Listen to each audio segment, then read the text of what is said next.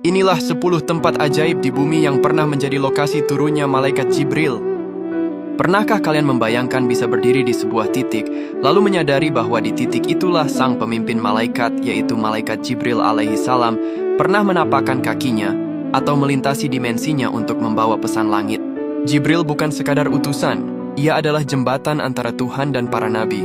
Berikut 10 lokasi ajaib yang menjadi saksi sejarah kehadiran Sang Ruhul Kudus di bumi kita. Tempat ajaib yang pertama, yaitu Bab Jibril atau Pintu Jibril di Masjid Nabawi Madinah. Jika kalian masuk ke Masjid Nabawi lewat sisi timur, kalian akan menemukan sebuah pintu yang sangat istimewa, yaitu Bab Jibril.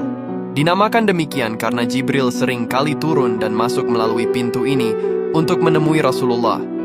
Bahkan dalam Perang Khandaq, Jibril dikabarkan datang melalui pintu ini dengan menunggang kuda untuk menyampaikan perintah Allah kepada Nabi. Tempat ajaib yang kedua, yaitu Ka'bah di Makkah. Ka'bah bukan hanya kiblat manusia, tapi juga pusat perhatian malaikat. Sejarah mencatat bahwa Jibril lah yang membimbing Nabi Adam saat pertama kali membangun dasar Ka'bah.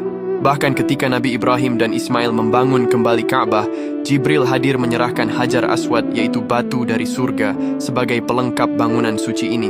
Tempat ajaib yang ketiga, yaitu Gua Hira di Jabal Nur Makkah. Inilah tempat lahirnya Islam. Di kesunyian gua ini, Jibril menampakkan wujud aslinya yang megah hingga menutup ufuk langit, memeluk Rasulullah, dan membisikkan wahyu pertama. Tempat ajaib yang keempat, yaitu Masjidil Aqsa di Palestina. Dalam perjalanan luar biasa Isra Mi'raj, Jibril menjadi pemandu agung Nabi Muhammad. Sebelum melesat ke langit ketujuh, Jibril mendampingi Rasulullah melakukan sholat berjamaah dengan para nabi di tanah penuh berkah ini. Palestina adalah tempat di mana Jibril paling sering turun menemui para nabi terdahulu. Tempat ajaib yang kelima, yaitu Sumur Zamzam di Mekah. Keajaiban air Zamzam adalah jejak fisik malaikat Jibril yang masih bisa kita nikmati hingga hari ini. Saat Siti Hajar berlari kelelahan mencari air, Jibril turun atas perintah Allah dan menghentakkan sayap atau tumitnya ke bumi. Dari hentakan itulah mata air abadi Zamzam memancar hingga detik ini. Tempat ajaib yang keenam, yaitu Lembah Badar. Di lembah ini, Jibril tidak turun sendirian. Ia memimpin pasukan langit berupa 1000 malaikat untuk membantu pejuang muslim. Kehadirannya di Badar membuktikan bahwa Jibril juga turun sebagai panglima yang memberikan kekuatan pada hati orang-orang beriman di saat yang paling kritis. Tempat ajaib yang ketujuh, yaitu Bukit Tursina di Mesir. Bukit Sinai atau Tursina adalah tempat Jibril hadir saat Allah Subhanahu wa Ta'ala berbicara langsung kepada Nabi Musa alaihi salam. Di bukit yang bergetar karena keagungan Tuhan ini, Jibril menjadi saksi turunnya kitab Taurat sebagai cahaya bagi kaum Bani Israel. Tempat ajaib yang kedelapan, yaitu Rumah Khadijah di Mekkah. Rumah ini adalah tempat favorit Jibril di masa awal kenabian. Disinilah Jibril seringkali turun membawa wahyu saat Nabi sedang beristirahat. Begitu spesialnya tempat ini, hingga Jibril pernah secara khusus menitipkan salam dari Allah untuk Ibunda Khadijah di rumah ini.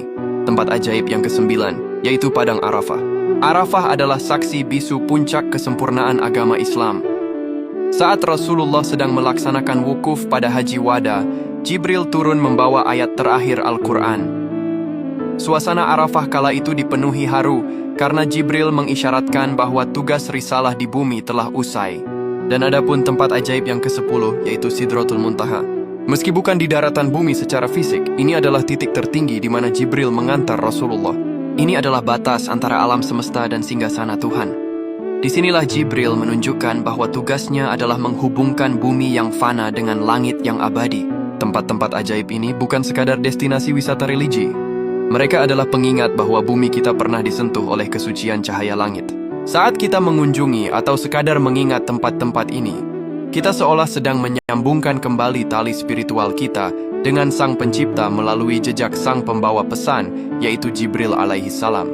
Allahumma salli ala Sayyidina Muhammad.